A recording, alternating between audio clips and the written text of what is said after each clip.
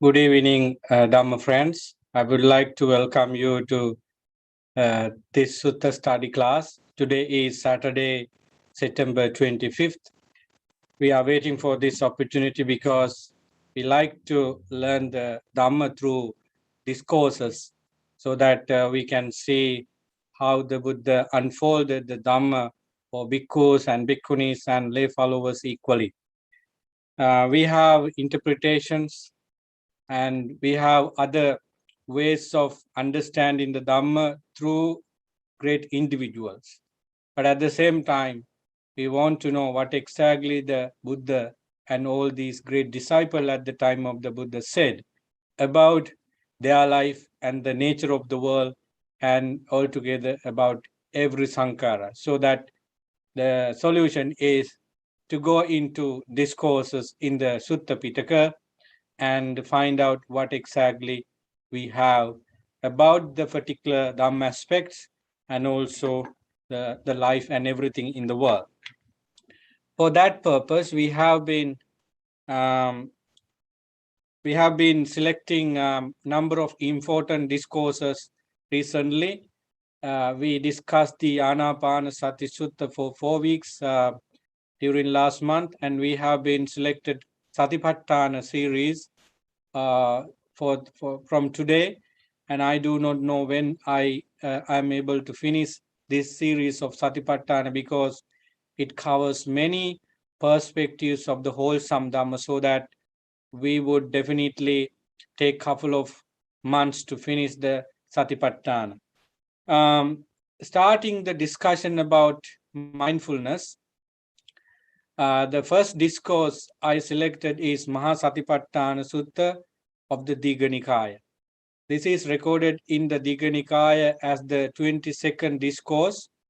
It is in the Mahavagga and Sutta number 22nd of the whole Digha Nikaya. We have 34 suttas in Majjhima Nikaya, Digha Nikaya, and they are very long.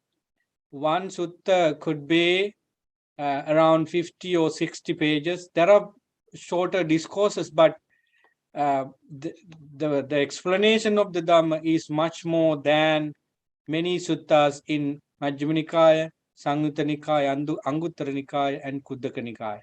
That is why we have the name Digha Nikaya, the long discourses of the Buddha.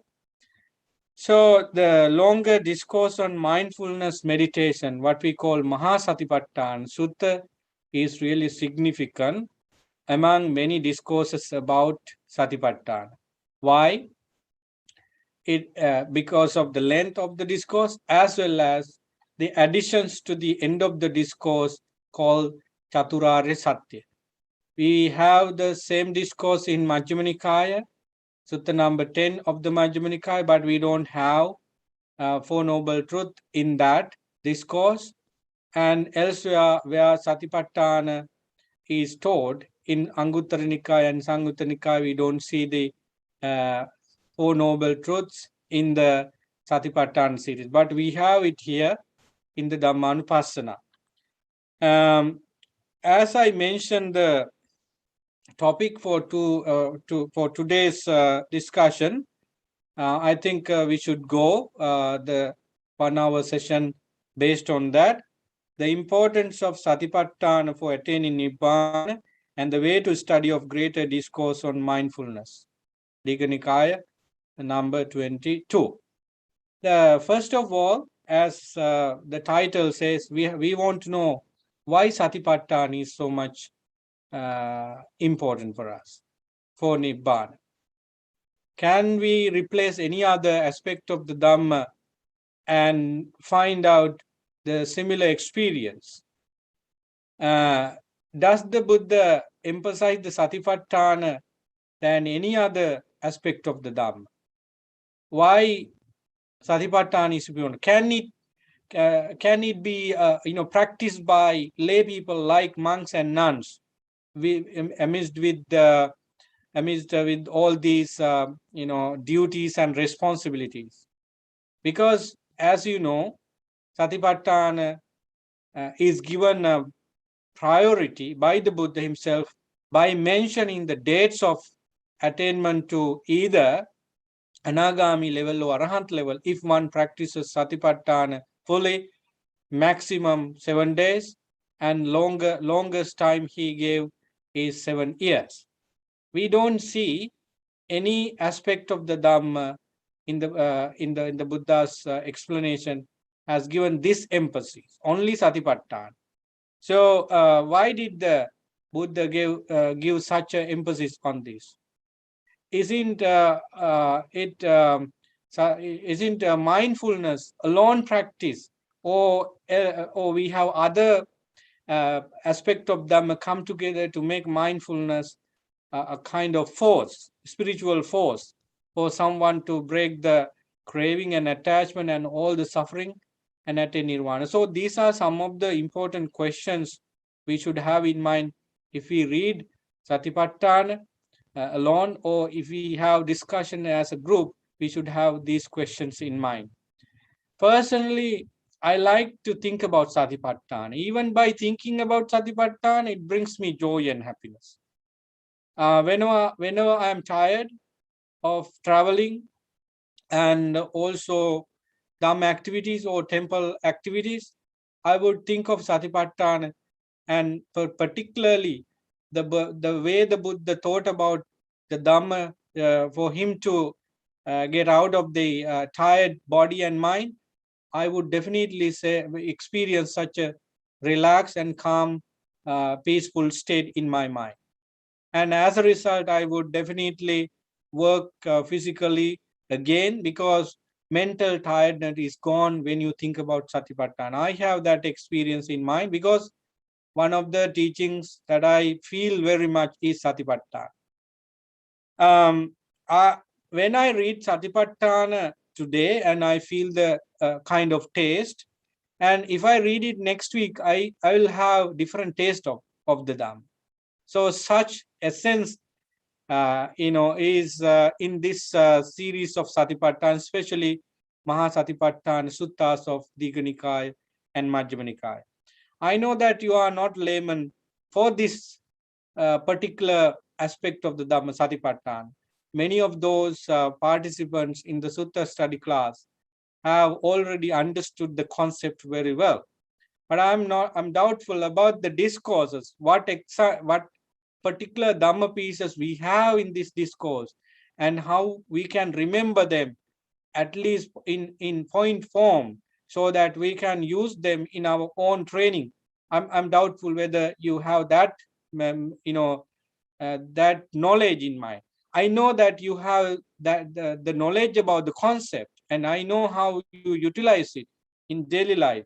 And some of you are very keen to analyze it with other teachings in the Noble Eightfold Path, in the 7 factors of enlightenment, and how we use mindfulness to defeat some unwholesomeness and so on. But what we expect in this discourse, which I am also doubtful that you have the Sutta essence. So that is my focus. So that I would definitely read some passages or try to give some background picture and also structure of the discourse. One thing we all should remember is that the structure of the discourse. Have you thought about this? Take a discourse somewhere from Tripitaka, from any Nikaya you like, and look at the way the Buddha delivered Dhamma with Venerable Ananda. So Venerable Ananda started the introduction to the discourse. There you have where the Buddha was at the time this discourse is delivered by the Buddha himself or somebody else, and what exactly this discourse has to say, and to whom it was delivered, and what kind of things basically include in the discourse. We can find these things in the first couple of passages. Then the Buddha or the Arahants or any other disciples who said the discourse, come with important Dhamma facts one after the other. So it has a gradual path, it has a gradual training, and also the listeners would be able to follow it. And at the end of many discourses, those disciples, had taken the message of the Dhamma, the gift of the Sutta, so that we can. It is easy for us to remember discourses, at least the skeleton of the discourse. So those who are interested in storing Dhamma in mind and delivering it to somebody, just to make them Dhamma-centered, please take this message. Read suttas with a plan in mind.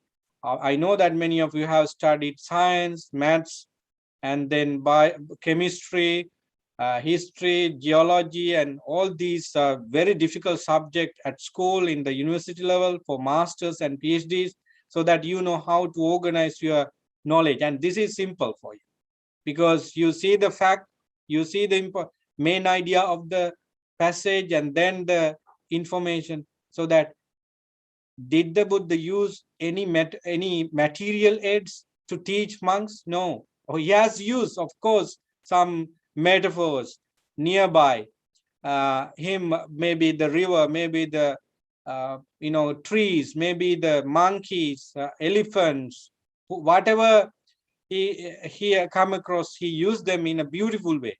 What I think is that the Buddha's enlightenment is so complete, and even it's unthinkable for us.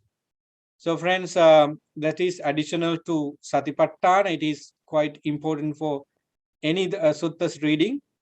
When we look at the Satipatthana, it is a wonderful piece of Dhamma. Some years ago, I made a PowerPoint presentation for Satipatthana. I might use it here just to show you some important aspect.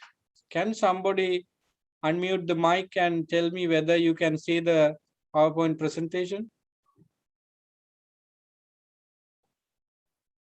Yes, we can see. Okay, very good. All right. I think this PowerPoint presentation is shorter one, and I have more than 100 slides in the full PowerPoint presentation about this particular discourse. They are all important. First, the importance of Satipatthana again. The word Satipatthana, Maha is greater. It's because of the length of the discourse and the number of facts it provides for listeners. So greater or Maha comes because of that. Satipatthana. I'm not very good Pali, teacher, but I have enough knowledge to understand the suttas in Pali. If I'm not wrong, there are grammar here that we may not be necessary to understand, but simply sati is mindfulness, upatthana or patthana means establishment. So this discourse is about establishing sati or mindfulness. So therefore it works on whichever way sati is established. There may not be one way of establishing mindfulness. There may be different ways. We have to pay attention to on different things to establish mindfulness, sati. And not only sati, we talk about other important aspect of the Dhamma inside the sati or with the sati, alongside the sati. So we can understand them in this discourse. So that Satipatthana is really, really important. If I bring your attention to other sets of teaching, the different sets of teaching of the 37 factors for enlightenment, in the Noble Eightfold Path, you have sati as samma sati, mindfulness as samma sati, the seventh factor. In the seven factors for enlightenment, you have sati as the first one, and then sati is coming again in the 5 spiritual faculties and 5 powers, and it is stationed in the middle of the 5 factors, balancing all the other factors. So then we have, these are the important places where sati is being taught by the Buddha. Just like Sammaditya and Sammavayama, sati is prominent in placing us on the noble path and also taking us to the different levels of enlightenment. Until one attains to arahantship, they all have to develop sati. Depending on the level they are, the level of the sati to be developed should be different.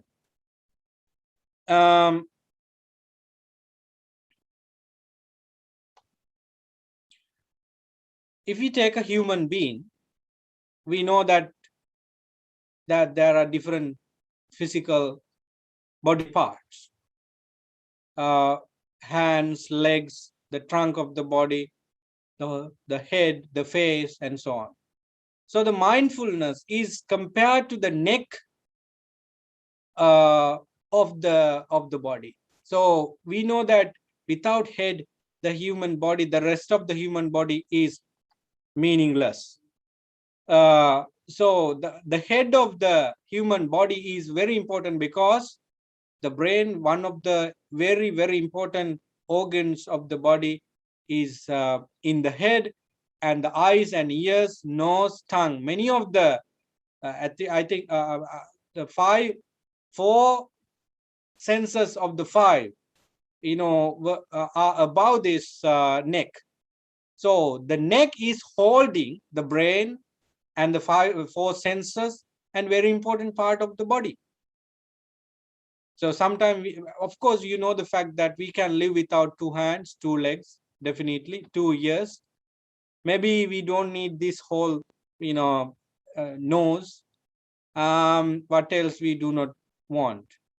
Maybe some other parts, I do not know. You are well about this. But without neck, we cannot live. Like that, without mindfulness, the mindfulness is compared to the neck. Without the neck, there is no human being at all. And let's think about other living beings. They all need necks, but some beings maybe not having their neck prominently to the, but basically it is one of the requirements. Similar to that, mindfulness is very, very important in the spiritual aspect, spiritual training. And if we talk about the theory and practice and realization, in each levels, we need sati, mindfulness. So sati is being developed in few places of the training very much significantly. Yeah, of course, you need to have sati to begin with. Perhaps you do not have that much sati when you see the Buddha, when you see monks, when you see Kalyanamitta, either ordained or non-ordained, and listen to them. You listen to them by chance or by intention. So you do not need much sati there to grasp the point. Now you have confidence on the things you heard about, because it talks about the truth of life. It talks about the truth of what you need to believe, what you need to go with, so that you have shraddha on the person whom you listen to, something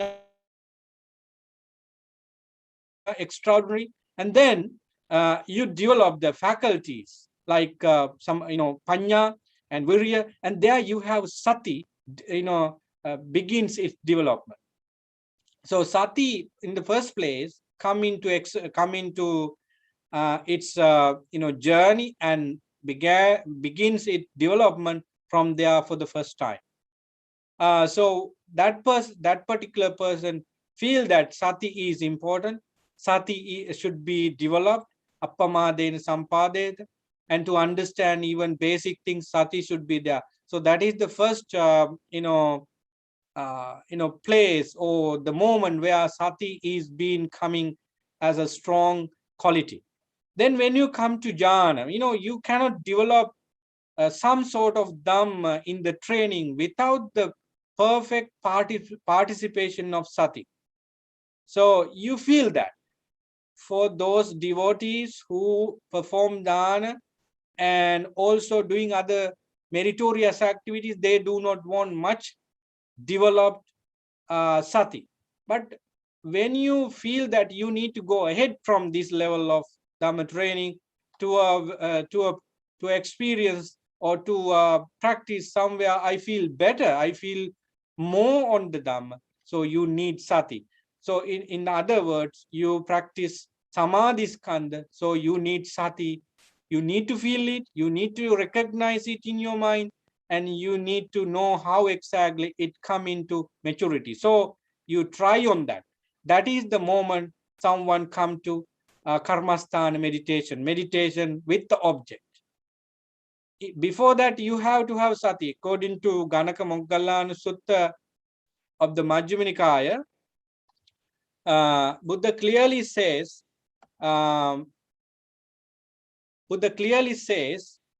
that monks who and nuns who start their training as novice should sweep the ground mindfully, and then they go to the washroom mindfully and finish the job, and they help the other monks mindfully. They wear the robes and test their ability to be mindful, and when they speak, be mindful, don't talk any topics that harm your peace and happiness, but talk only 10 topics of Dhamma.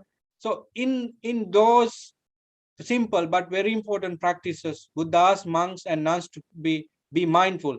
It's the beginning of mindfulness training for ordained disciples. But for lay people, mindfulness is not that emphasized in their training, because it is required for even lay people when they come to a type of level where they experience higher training, particularly samadhi. When you want to develop samadhi, the mindfulness come into existence. Ekaggata, one of the important words in the first jhana, ekaggata.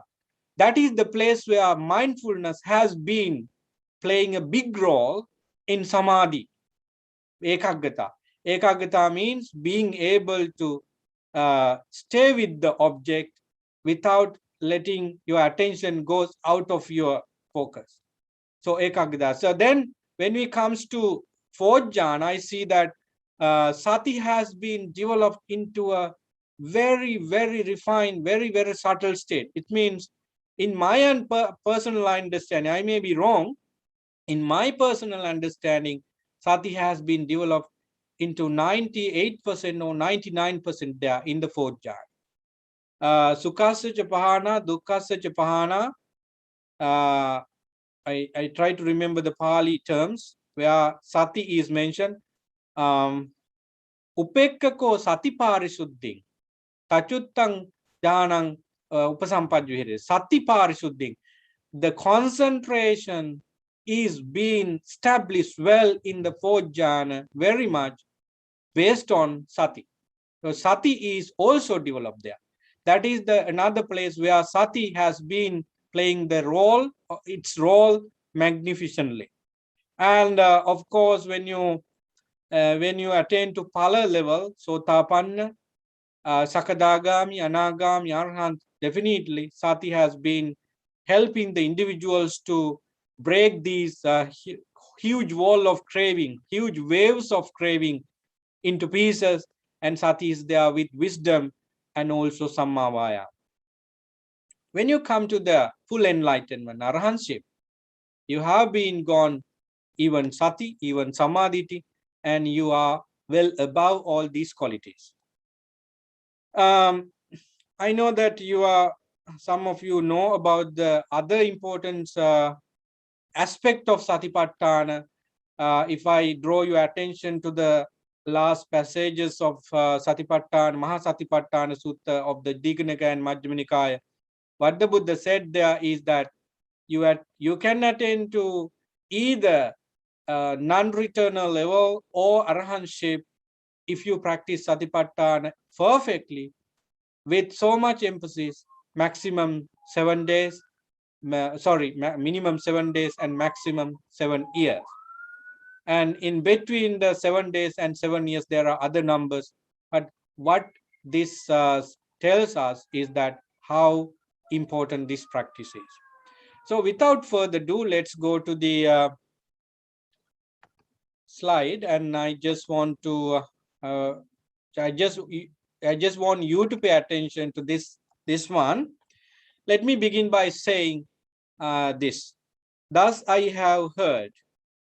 At one time, the Buddha was staying in the land of the Kurus, near the Kuru town named Kammasdhamma. There the Buddha addressed the mendicants. So the Kuru country is very significant in the sense of people's understanding about the Dhamma, especially with Satipatthana. Do you see that the Buddha has delivered very important, very powerful, very deep discourses like Satipatthana and other discourses in Kuru country, because the people in the Kuru country were very intelligent, very mindful.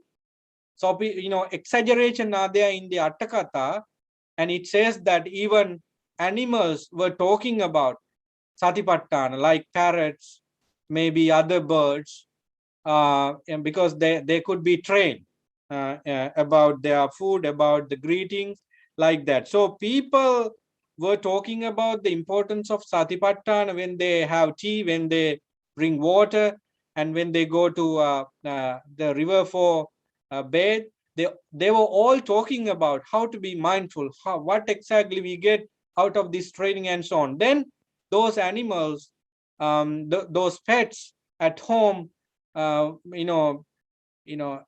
about those words and they started speaking. I think it is something possible, because recently I watched a video clip about a parrot, and that parrot is talking about Paripu, but they are from Sri Lanka. And then what else? Mama Batkavas, and then what else? There are some other full sentences that parrot is speaking about. So I think maybe one or two Pali words, maybe a full sentence, maybe special features of Satipatthana were some phrases that all these parrots were talking about. But let leave these phrases of the Attakatha about Satipatthana. Very important thing is that people in the Kammas Dhamma were very mindful about the way of mindfulness based on the Satipatthana series, especially those two discourses. Again, the Buddha did not deliver deep discourses for newcomers. Very rarely he talk about deep Dhamma for newcomers to the Sasana, whether they are ordained disciples or lay people. Because the Dhamma, the pieces of the Dhamma Buddha is going to talk about is not digestible for those newcomers. Therefore, we find the statement of the Buddha in Madhupindika Sutta, in Sabbasava Sutta, Janato hang bhikkave, Janato bhikkave hang passato vasavanang kayang vadami. I do not tell about the destruction of asavas to people who do not at least know about basic things. I speak about the way to direct realization of Nibbana by cutting off of asavas, taints, fetters, and attachment, and for those who know about. And Satipatthana is a deep teaching.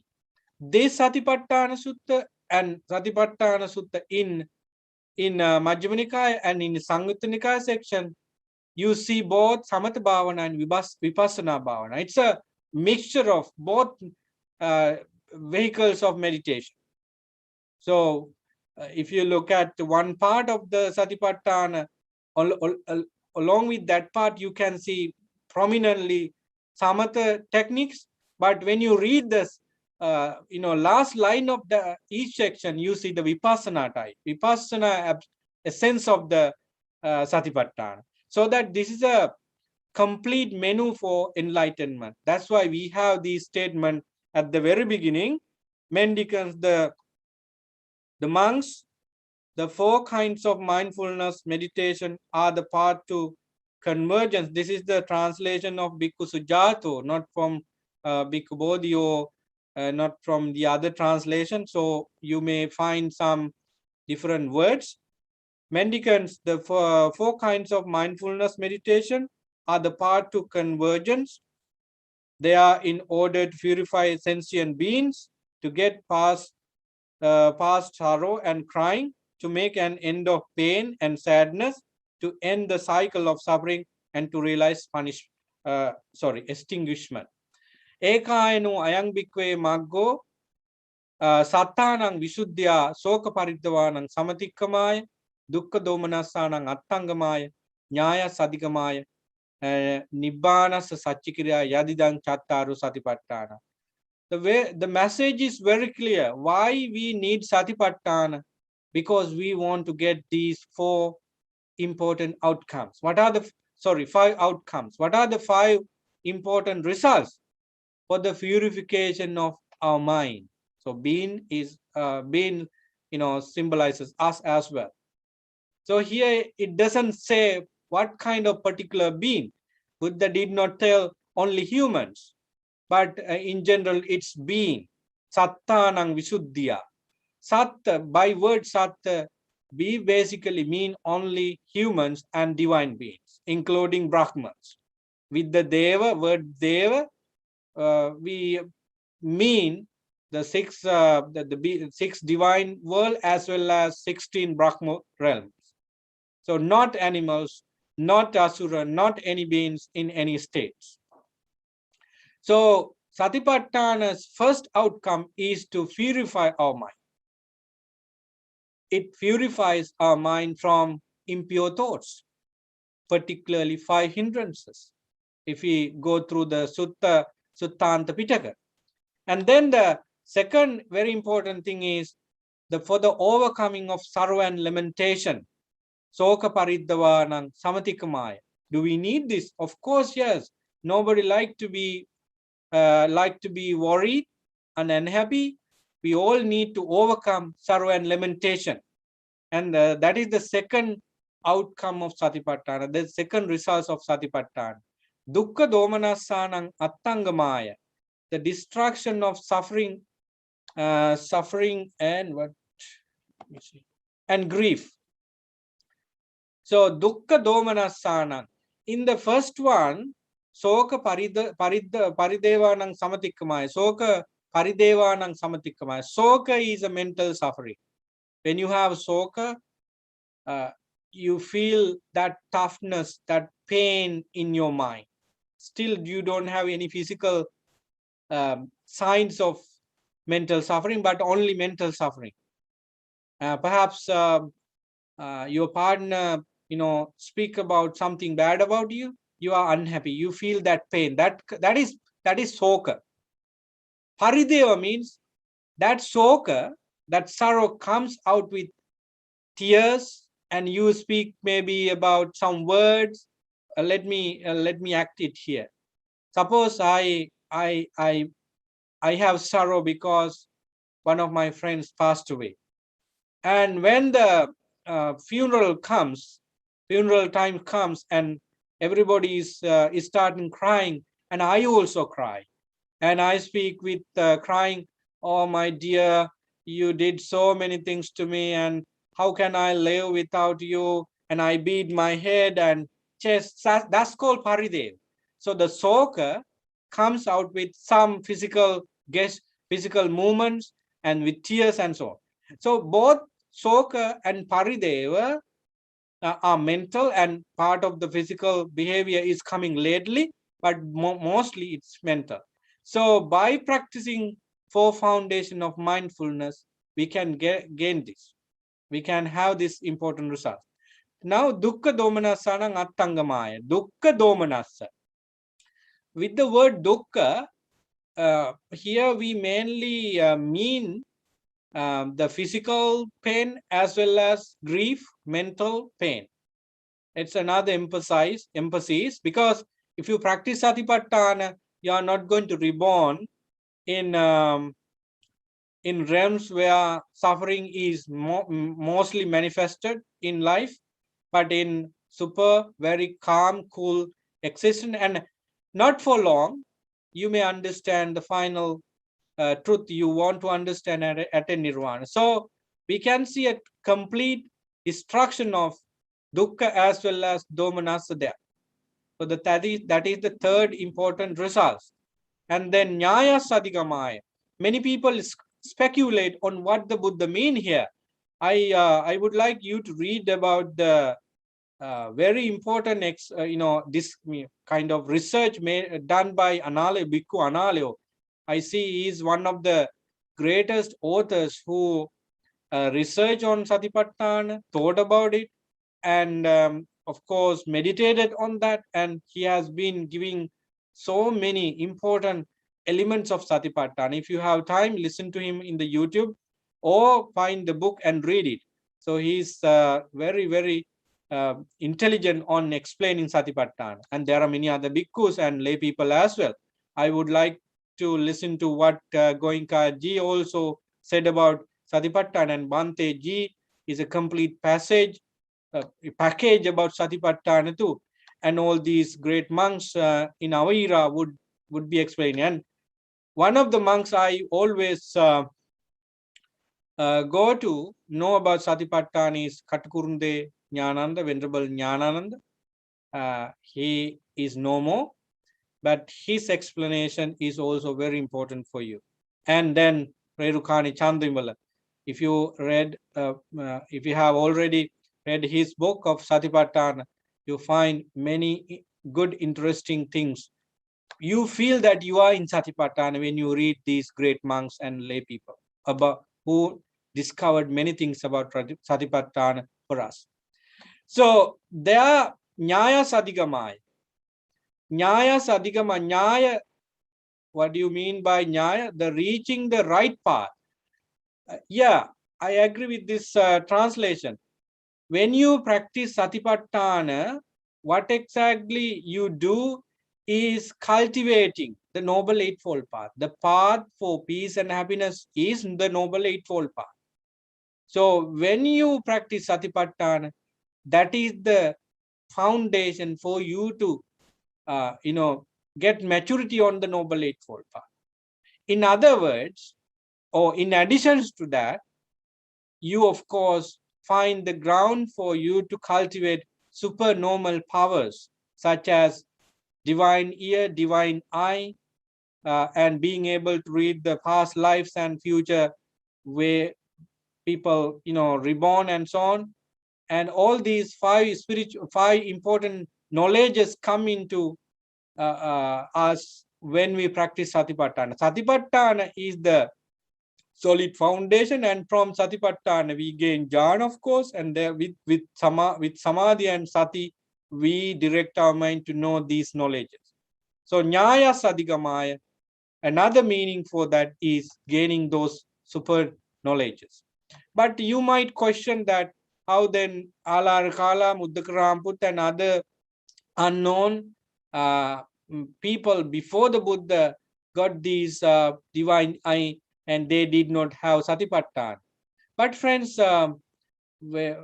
they did not know about Buddha's way of Satipatthana, but they had some ways of mindfulness so that they could reach to those supernormal powers.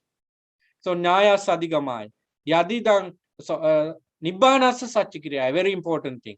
So as we said at the last passages of the discourse, we say Nibbana is possible, probable, 100% if we practice the four foundation of mindfulness. So remember these five important things. Ekayano ayang bhikkave maggo. The direct path for realization of these five things, not only nirvana. Nirvana is the fifth one. And before that, we have the other four. They are very important. And Nibbana is not achievable if not we take the first four important aspects. I would say you do not want to attain to those superpowers and super knowledges. You can be a Rahant without those things. But rest of the things is really important. It happens when you meditate on Satipatthana. You would definitely purify your mind. You slowly, firmly overcome sorrow and lamentation, pain, grief, and you are on the noble path now because of the training of mindfulness, sati, so that you feel that the nibbana is possible. Before you attain to nirvana, nibbana is possible. That is the understanding you get. So this is the first passage or introduction of the discourse. So if you have any questions, please feel free to ask. Because Satipatthana Desana has many information to cover. Now we go to the four foundation. What are the four foundation? As you know, Chattaro Satipatthana, mindfulness of the body, Kayanukasana, mindfulness of the feelings, Vedananupasana, mindfulness of the mind, Chittanupasana, mindfulness of the mind objects, Dhammesu Dhammanupasana. If you can remember the Pali terms, that is really nice. If not, it's fine. Just be mindful of the four terms: mindfulness of the body, feelings, mind, and mind objects, or it says sometimes mental states. Dhamma.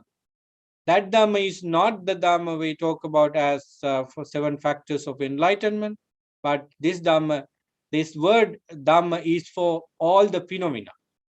Mindfulness of the mind's phenomena. Therefore, we know that they are all about mind and mental state. Mindfulness is a mental quality. It is also a kusala chitta, kusala, what do you call, feature. Mindfulness, sati, whole noble eightfold path, whole 7 factors of enlightenment, and 5 spiritual powers, 5 spiritual faculties, 5 powers, 5 faculties, and 4 satipatthana. They are all kusala chitta, kusala states.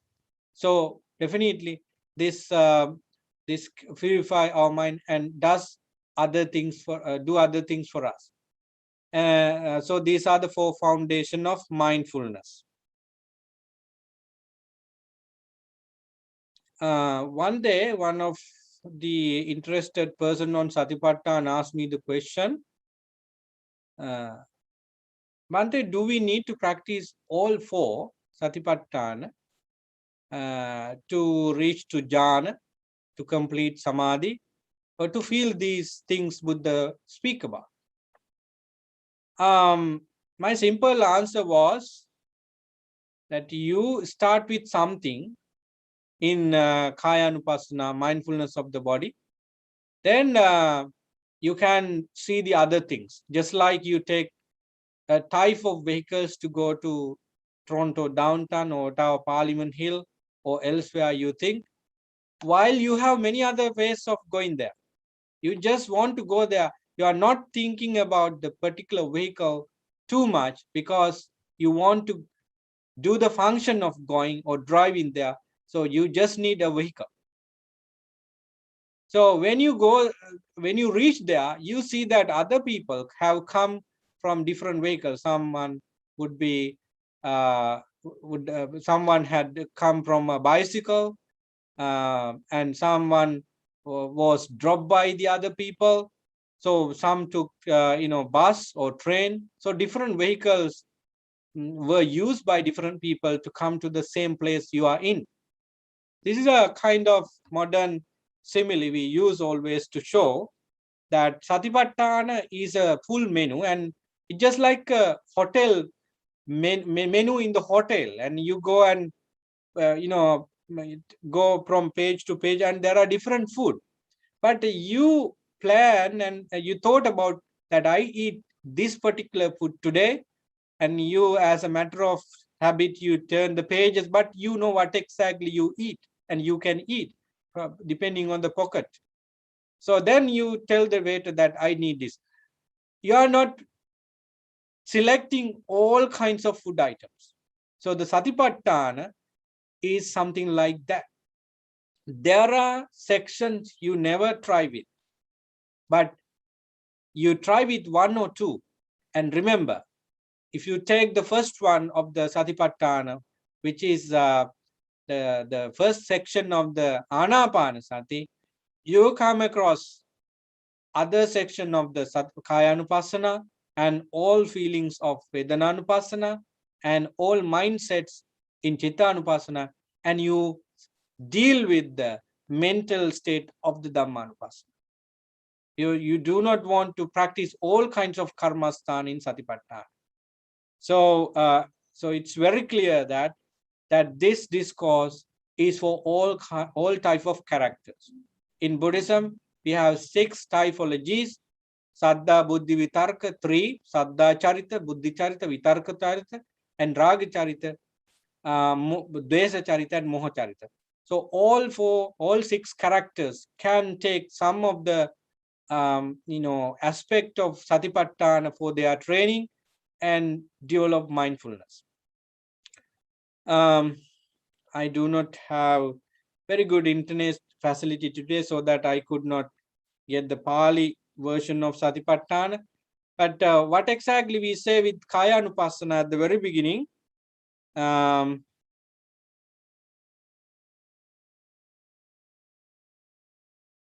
this one.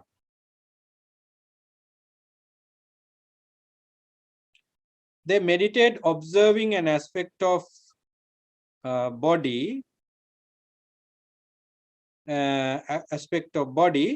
keen, aware, mindful, rid of desire and aversion for the world. So listen again. They meditate observing an aspect of body, keen, aware, and mindful, and rid of desire and aversion for the world. They meditate. Yeah, that is the statement we need to consider. So when you take an aspect of body or feeling or mind or mental objects, there you have 3 important qualities present. What is that? Atapi Sampajano Satima. Atapi Sampajano Satima. It is translated here as keen, aware, and mindful. I don't see this is very important, but both this translation is very clear for us. Ardent, Atapi Sampajano, ardent, fully aware, we can use that word translation, fully aware, and Satima, mindful. So what do we signify? So what do we symbolize these 3 terms? And what these 3 words mean to us? Friends, it is Samma Ditti, Samma Vayama, and Samma Sati. In the Noble Eightfold Path has been in Satipatthana by these 3 terms.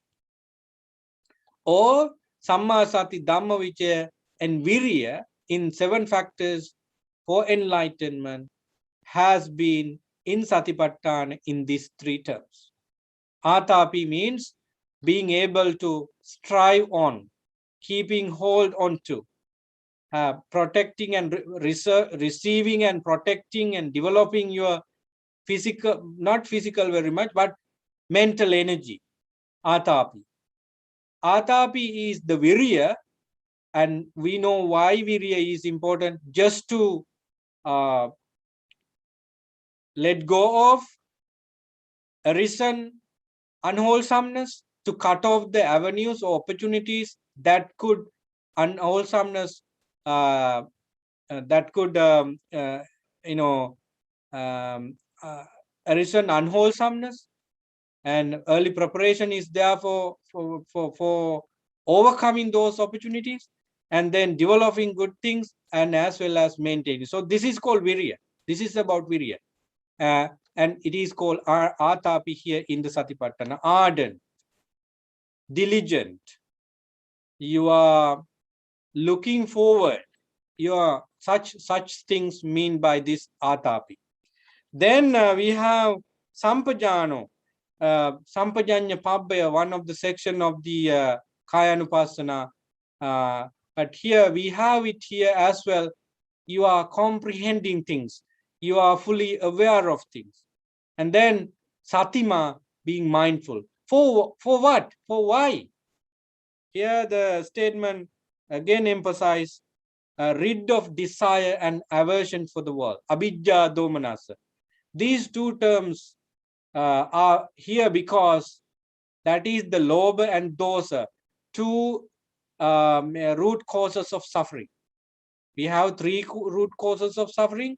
They are called lobha, dosa, moha, and two are included here because we know the fact that lobha and dosa, when lobha and dosa, there is moha as well. Moha is a kind of mixture of both lobha and dosa. And if you try to deal with the lobha and dosa, desire and aversion, greed and aversion, you can definitely work with moha as well. So kaye kayanupassi viharati atapi sampajano satima vinaya loke abhijja domanasang vedanasu vedananupassi viharati atapi sampajano satima vinaya loke abhijja domanasang, and chitte chittanupassi and dhamme dhammanupassi, and the same statement. Remember one word, one Pali word, dwelling or viharati. We live in that. Isn't this showing that Satipatthana could not only be practiced only a particular 1 hour or 2 hour? No, it should be a way of living. Why we call the Buddha's teaching is a way of living? Because of this important statement. It has to be everywhere and always. Often it has been in our mind, right? Then when we say this to people who do not know about much Dhamma, they would say, Bhante, how can we practice Dhamma in this way? It has to be in our mind always, at least Satipatthana. Is it possible, Bhante? Of course it is possible. Maybe I'm still not in that level, but there were disciples in that level and they use it. So that's why we have monasteries. That's why we have different, two titles called monks and nuns. Well, I agree with that. You have a lot of things to do at home in your life with children, grandchildren, spouses, jobs, social norms, and so forth. Your life would not be in that state. But being a monk, being a bhikkhuni, you have that opportunity. And but it still depends on their interest. So viharati, kaye kayanupassi viharati, vedanasu vedananupassi viharati. Viharati means I dwell in this kayanupassana or mindfulness of the body in such a way. So that is what it means. So now we have finished the introduction of the Satipatthana Sutta. I'm sorry if I take too long to go into each details, but it is important because you might get this opportunity to explain to your friends and members of the family about Satipatthana in detail so that it is benefiting for you as well. And perhaps your training, you somehow manage to recall these important aspects of the Satipatthana when you do it. Okay, so any questions, any concern, any addition? Please take your time.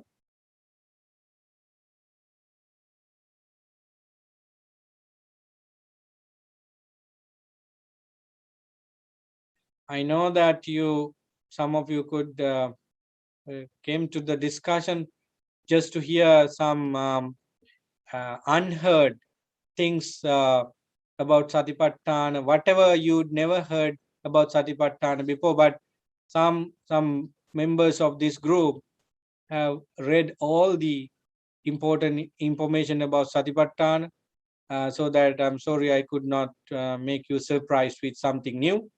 But those who have not heard about anything, something I heard, they might listen to. And even if you listen to same thing you heard before, it's fine, because for me, Satipatthana is always new. So anything you want to share?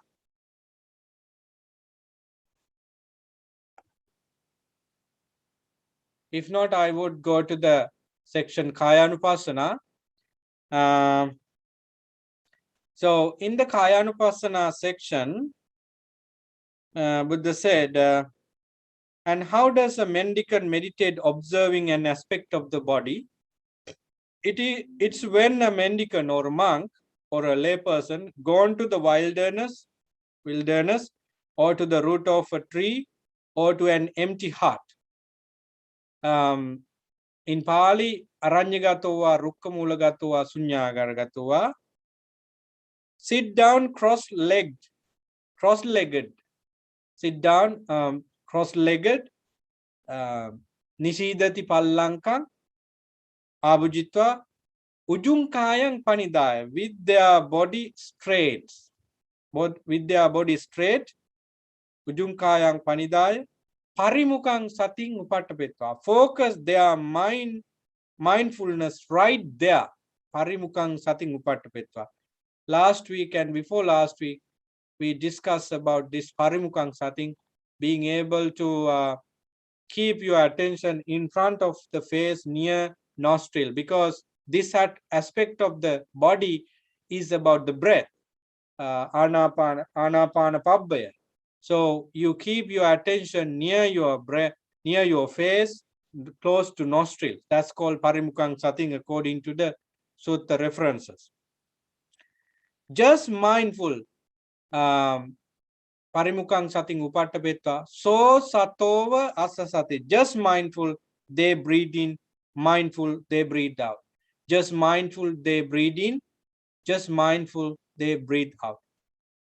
So sato asati, sato pasasati. So first, you have to have mindfulness. Then you breathe, you see the breath, in breath and out breath. Look at the translation.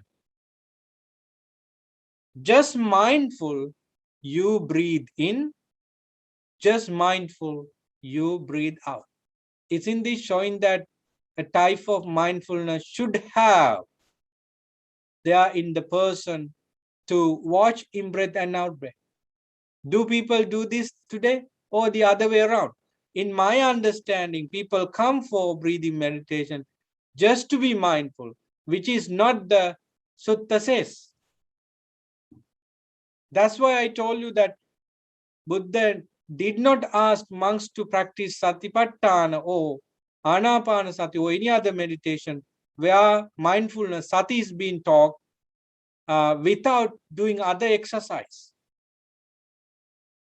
So you come to Satipatthana with some Indriya Sangvara, with some restraint on senses, with some other training like good words and good action. Sila should be completed. Sile patitta naro sapanyo.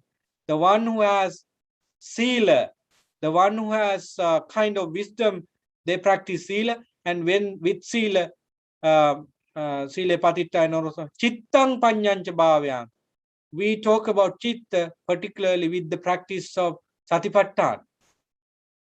So one has to have some sense of the Dhamma present in life in order to practice Satipatthana fully. We are not telling that Satipatthana, at least some section of Satipatthana is not developed when one does not have all these things. Of course, you can, but if you want to practice it fully, completely, step by step, you have to have some sort of mindfulness well before practicing Satipatthana. Then when breathing in heavily, when breathing in heavily, that's in Bhikkhu Bodhi's translation, this says when breathing in long, the particular person who meditate on that understand I am breathing in long. When breathing out long, I understand I am breathing out long. please compare these sutta statement with your practice. Do you feel long in-breath and out-breath as soon as you sit for meditation? As soon as you take the karmasthana, anapanasati, do you feel these long and short comparison, behavior of the breathing cycle? I don't think so, because you haven't that particular mindset when you sit. So that's why the commentary, the Suddhimagga and other commentary says that we have to have some practices well before Satipatthana. The one who is getting ready for Satipatthana training, either with any sub part section of Satipatthana, should have that behavioral patterns in daily life. Otherwise, they do not do Satipatthana well. I'm not discouraging you by telling these things. I'm telling you these things because you should know the truth of the Satipatthana. Perhaps you haven't taken some of these methods. It's fine. At least you know them, right? When breathing in long, I understand I breathing long. When breathing out long, I understand I breathe out long. Sorry. Then when breathing in short, I know I breathe in short or lightly, according to this Sujato's translation. When breathing out short, I understand I breathe out. I'm breathing out short. So see, you have some type of comparison here. So in order to see these differences of breath, you have to spend some time, depending on the person's ability. Some people take maybe 10 minutes, 15 minutes, 20 minutes. Some people within 3 minutes, they see the differences of breath because they have maturity on the training, and therefore they come to these levels quicker than others. And so these are the two section of the first Anapanasati Papa first section, and we go to the third one. They practice breathing in, experiencing the whole body. They practice breathing out, experiencing the whole body. You are familiar with these because you studied Anapanasati. Therefore, we do not want to explain them over and over again. They practice breathing in, stilling the bodily motion. According to this translation, they practice breathing out, stilling the bodily motion. Passambayang kaya sankarang asasissami sikkati, passambayang kaya sankarang pasasissami sikkati in Pali. Which means, before you know the whole body when you breathe in and breathe out, now you are going to know about getting these subtle nature of, gross nature of the whole body, and now you feel that refined, very soothing, calming breath as well as the body. That is why piti is coming to experience, but it is not here because it is a part of Vedananupasana. So in Kayanukasana, Anapanasati section, we have only these four, and it is like there we have a simile. It's like a deaf carpenter or carpenter's apprentice. When making a deep cut, they know. I think some of you have seen those long, show. Both people, hold the wooden part of the show from both sides, and when you cut manually those wood, they hold and drag this way and the other way around. So if you look at this kind of things, those days Buddha had those examples from the industry. But today, if the Buddha were today, he would use something else, because people use something else. So this example is there.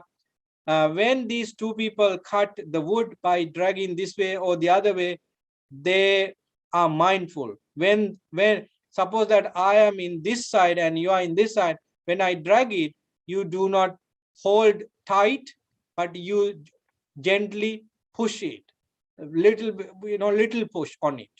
And then when you drag towards you, I gently push it or leave it without any force. So like that, when you breathe in, you never make a forceful effort there. You see that long in-breath, long out-breath, short in-breath, short out-breath. So you are an observer there. The meaning of the observer means you do not do anything, you observe, you look at it, you watch it. You are an investigator on something that happens without your participation.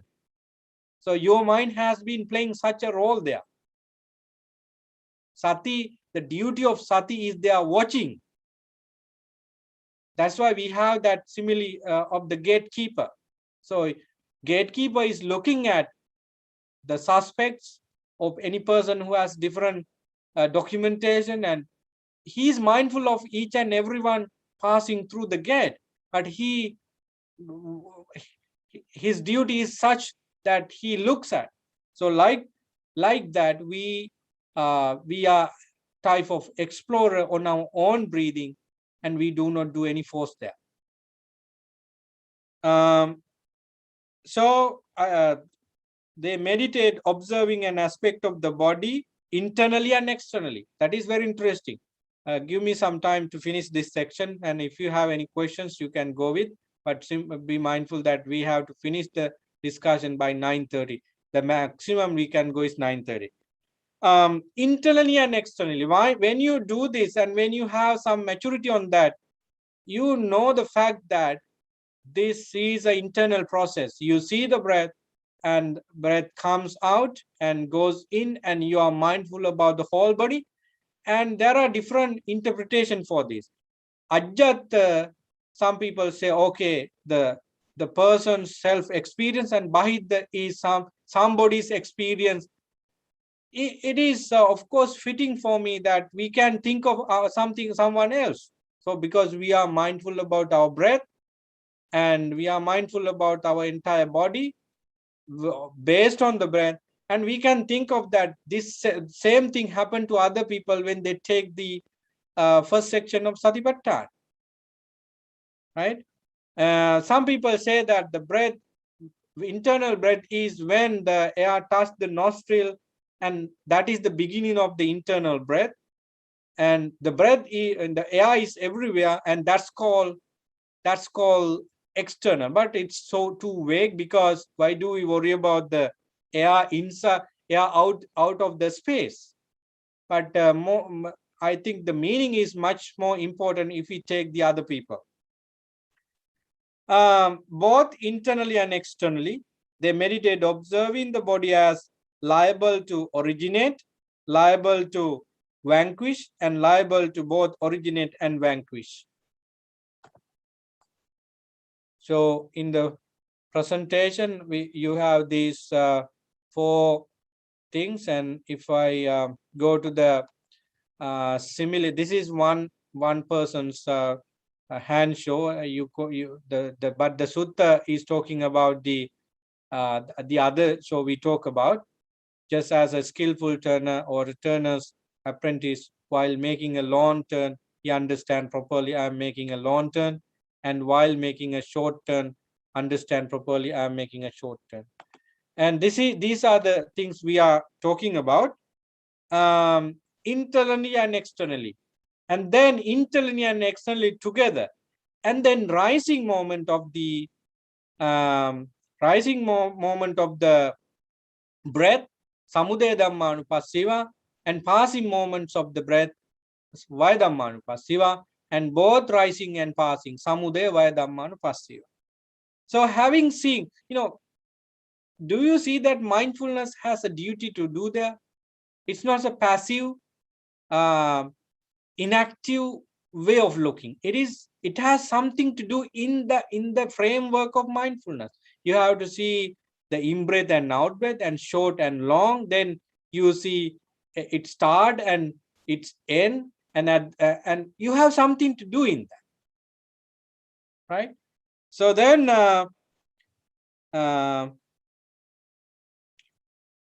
or mindfulness is established that the body exists to the extent necessary for knowledge and mindful, right? So Attikayotiva panassa sati pachupattita hoti, the Pali term. So there is this body of mindfulness and physical body as well. And particularly this body of mindfulness is being used by me here just to develop mindfulness and also knowledge. Attikayotiva panassa sati pachupattitavati. I am taking this meditative object, breathing, just to develop sati, mindfulness, as well as knowledge and wisdom. Why? Anisitocha viharati. I just want to be away from anisitocha viharati. I do not associate anything mundane just because I want to experience something higher. And then anisito nachakinchi loke upajati. And I never attach to anything with regard to the bed, with regard to the body or anything else. That is a very important, very powerful statement of the Buddha about Satipatthana. This is the place where you see Vipassana Satipatthana. Earlier you see the breath, here you see the long, short breath, and you see the rising and fall. With the rising and falling nature, Samudaya Dhammanupasya, Vaya Dhammanupasya, you slowly turn Samatha into Vipassana in the Satipatthana. So if whenever or wherever you see a rising and passing, it talks about anicca. It talks about getting out of attachment. It talks about seeing the fundamental reality of mind and body. So wherever you see samudaya vaya, udaya, attangama, udaya vaya, they are all about vipassana. So that's why Satipatthana is really, really important. So again, the very powerful statement, Attikayoti Apanasa. Now you perceive your body and also the karmasthana in and out breathing without that without that I, me, and myself identification. You might sit for meditation that I do this, but when you take the subject of meditation, you slowly perceive yourself as only a body that has breathing as a constant function, and you see the breath when it goes in and comes out, and then you see how it arises and passes away. There you have this understanding that there is only a body, there is only a breath, and breath goes into the body. And as an observer, explorer, and investigator, you decide that why do I do this? Because to develop sati completely, and samadhi, and also wisdom, because there is nothing in this body and mind to attach as I, me, and myself. So that's why Satipatthana mindfulness is deeper. And when you develop this Satipatthana in this way, last week we discussed, last week and before last week, how this Sati turned into Bojjhanga. Okay, friends, that is how a meditator meditates by observing an aspect of the body. In Satipatthana, Kayanukasana, we have 6 sections. We have covered only 1. So we have to cover 5 more, and we'll be taking care of them next week. If time permits, we'll finish for all 5. If not, we go by couple of. So that's my plan, and take your time if you have any questions now. Bande, can I just comment on something? I think you touched on a very, can you hear me? Yes. Very important area. I think most people kind of overlook reading the Satipatthana Sutra. These are the 3 qualities. Thanissaro Bhikkhu always emphasizes this, called Atapi Sampajano Satima, that is mindful, ardent, and alert, or mindful, diligent, and alert. So mindful is Sati quality, ardent or the diligent is the effort, the right effort, or atapi quality, and Sampajano is the alertness, the feedback you're getting, what you're doing, the feedback. So every time you do these three qualities, rotate around and kind of feedback each other. In other words, in a positive feedback loop to create right mindfulness. These three qualities of mindfulness. I think sometimes we kind of, when you read the sutra, we kind of overlook these three because it's in a small area.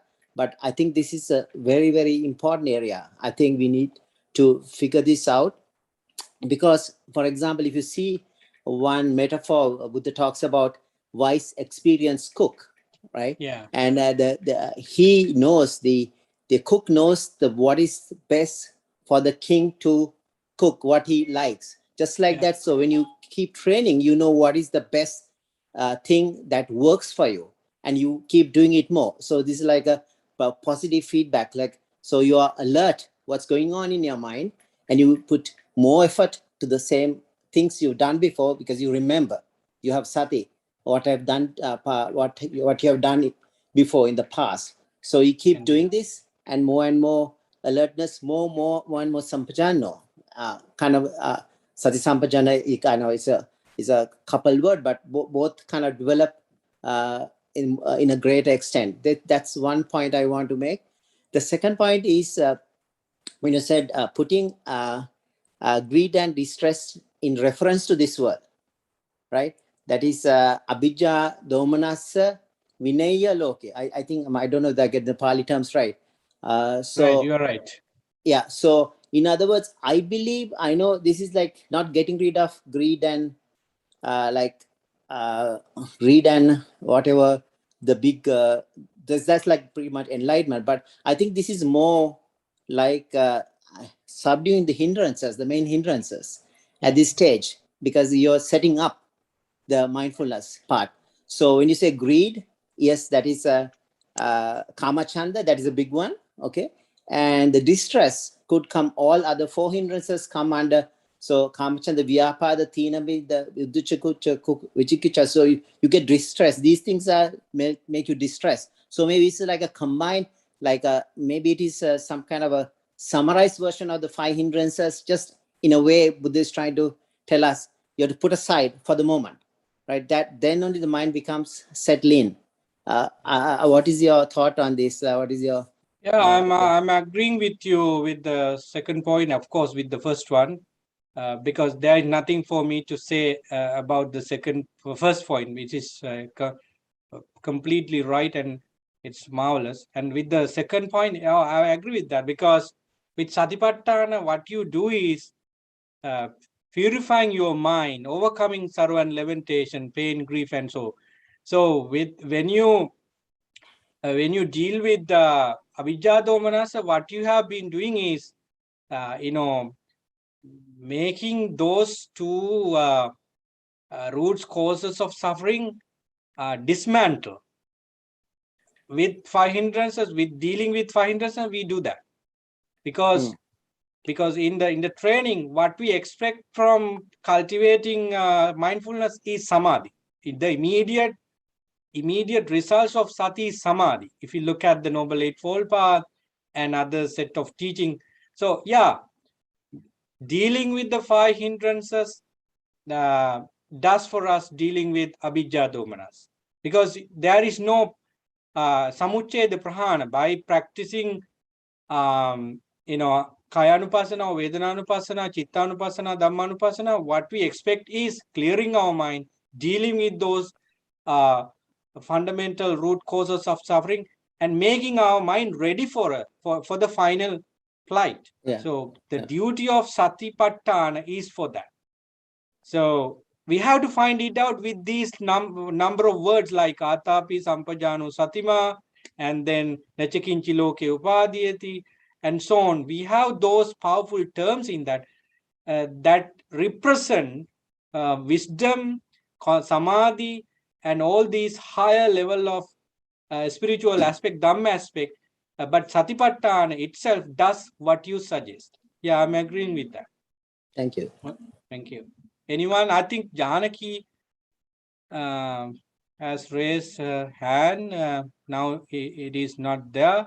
So I think she got got answers from our discussion, I guess, for questions she had. No, she's again coming. Okay. No, I thought that there might not be enough time. That's why I didn't. I lowered my hand. Just the Satipatthana Bhante, that I think because I have read in some books, because it has been explained as introspection. That means that we are looking within, not outside, because every time, I mean, the whole time, all our five senses, they are all projected towards outside and taking all these sanya and whatever those things, we are taking them in. But in Satipatthana, what we do, I'm just asking you, we have to focus these five ayatana, or those things within, means inside. So even when we are breathing, this breathing in and breathing out, I mean, sometimes, I mean, I can never concentrate my breathing onto a particular point, but I can feel the breath going in and coming out. So there is no particular place as such. So the most important thing is to be aware, because it's part of Kayanukasana, and which you could develop into other aspects, like the understanding about the cessation and the arising of that particular activity, as well as you can develop it into other areas of the Satipatthana. And yeah, and the other thing is, I have forgotten that one. Oh yeah, I think I have forgotten the other one. Yeah, but I'm also thinking of a question of you, because it's a mixture of question and answers and everything. Yeah, if you do not have that ability to have to know about a particular place, it's fine, because you have the sense of breathing and breathing out. Yes. Don't worry about putting your attention into a particular place. Why do we worry about it? Like, when we get into the bus to go to the downtown Toronto or Ottawa, we know the fact that there is some moment that we get down, and when you look at, so you are not particular mindset or attention that that the bus pass this color light, this road. You don't want to, because you know the fact that the bus reached to the downtown Toronto, Ottawa within 30 minutes. So then in the meantime, you read a book. In the meantime, you take a telephone call, or you type your emails, or read a book. So then you look around and see that you have come those buildings, and you have the sense of sense of bus going towards downtown. That is enough for you to go to the downtown Toronto or Ottawa. Similarly, you do not want to, if you feel that you do not feel a particular place, it's fine, because you have the sense of breathing. Your mind, yes, you're ardent, you're mindful about the breathing, and as a fact that it happens. That is enough. Yes. So that's why parimukang sating upataveta. In primary sources, we never talk about the edge of the nose, ring of the nose, at the tip of the, this and that, and, the belly. We don't have these, particular body parts in primary sources. It comes in commentaries. Yes. So there we have the provisions to think correctly that we do not want, for some people, do not want those particular places of focus. Yes, and then there's parimukhan. Do you see? Yeah. Do you, when you go to the mirror, the huge mirror size, height similar to your height, and when you look at your face, if you want to see details of your face, you look at the particular place of the face. But if you want to see whole body, you do not pay a particular place, but you look you look at the mirror and see. So that depends on what you want to see. And if you want to see how long this breath takes, maybe 2 seconds or whatever, they are not related. They are not important. What importance in the training is to overcome greed and what you call ill will or what abhijja domanas with regard to body and with regard to everything. So the very purpose, again, very purposes has said well before the training. Sattanang visuddhya, soka paridvaranang samadikkamaya, dukkha domanasang attangamaya, nyaya sadhikamaya, nibbana sachikriyaya. So keep that in mind in your training. If you can overcome sorrow, lamentation, pain, grief, and purify your mind and bring your mind into kind of awareness, so that is the point. Yes, that's why I last time also I said that parimukam sating uppatapetta, that is actually that you must give the priority to the mind, or that you have to keep the mind in front, and or the sati. So you have to that's what I usually do, that give priority to the sati, and so do everything with sati. So it's nothing, it has got nothing to do with any of those five senses in the on my face or my above the head, no, so I or whatsoever, because anyhow usually if I do that, I do it with closed eyes.